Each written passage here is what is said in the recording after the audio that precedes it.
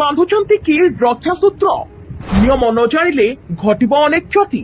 ଜୀବନ ଭିତରେ ଅନେକ ସମସ୍ୟା ଲାଗି ରହିଥାଏ। ସେହି ସମସ୍ୟାର ପ୍ରତିକାର କରିବା ପାଇଁ ଆମେ ଅନେକ ଉପାୟ କରିଥାଉ। ପ୍ରତିକାର ବେଳେ ସମସ୍ୟାର ସମାଧାନ ପରିବର୍ତ୍ତେ ଆହୁରି ସମସ୍ୟା ନେଇ ଆସେ। ଯେମିତି ଆମେ ନିଜର ରକ୍ଷା ନିମନ୍ତେ ରକ୍ଷା ସୂତ୍ର ବାନ୍ଧିଥାଉ। ମନ୍ଦିରକୁ କି ଯଜ୍ଞ ସ୍ଥାନକୁ ଗଲେ ବ୍ରାହ୍ମଣ ଠାକୁରଙ୍କ ପାଖରେ ପୂଜା କରି ଆଣି ଆମ ହାତରେ ରକ୍ଷା ସୂତା ବାନ୍ଧି ଦେଇଥାଏ। କିନ୍ତୁ ଆପଣ ଜାଣିଛନ୍ତି କି ଏହି ରକ୍ଷା ସୂତା ପିନ୍ଧିବାରେ କଣ ରହିଛି ନିୟମ? ଯଦି ଆପଣ ତାର ନିୟମ ଜାଣିନାହାନ୍ତି ତାହେଲେ ଏହା ରକ୍ଷା କରିବା ପରିବର୍ତ୍ତେ ଗ୍ରହ ଦୋଷ ନେଇ ଆସେ। ଅନେକ ସମସ୍ୟାର ଆପଣଙ୍କୁ ସମ୍ମୁଖୀନ ହେବାକୁ ପଡିଥାଏ। ଏବେ ଆମେ ଜାଣିବା ରକ୍ଷା ସୂତ୍ର ପିନ୍ଧିବାର ନିୟମ ବିଷୟରେ। ଦକ୍ଷିଣା ନ ଦେଇ ହାତରେ କେବେ ହେଲେ ରକ୍ଷା ସୂତ୍ର ବାନ୍ଧିବେ ନାହିଁ। ଏହି ରକ୍ଷା ସୂତ୍ରକୁ 21 ଦିନ ପର୍ଯ୍ୟନ୍ତ ହାତରେ ଗୋଡେଇକି ରଖନ୍ତୁ। ରକ୍ଷା ସୂତ୍ର ଫିଟାଇଲେ ପାଣିରେ କିମ୍ବା ମାଟିରେ ପୋତିବେ। ଅଳିଆ ଆବର୍ଜନା କିମ୍ବା ଡଷ୍ଟବିନରେ ପକାଇବେ ନାହିଁ। ରକ୍ଷା ସୂତ୍ର ଖୋଲିଦେଇ ଡ୍ର କିମ୍ବା ଥାକରେ ରଖନ୍ତୁ ନାହିଁ। ଉଲୁରି ଯାଇଥିବା କିମ୍ବା ଛିଡି ଯାଇଥିବା ରକ୍ଷା ସୂତ୍ର ହାତରେ ବାନ୍ଧନ୍ତୁ ନାହିଁ।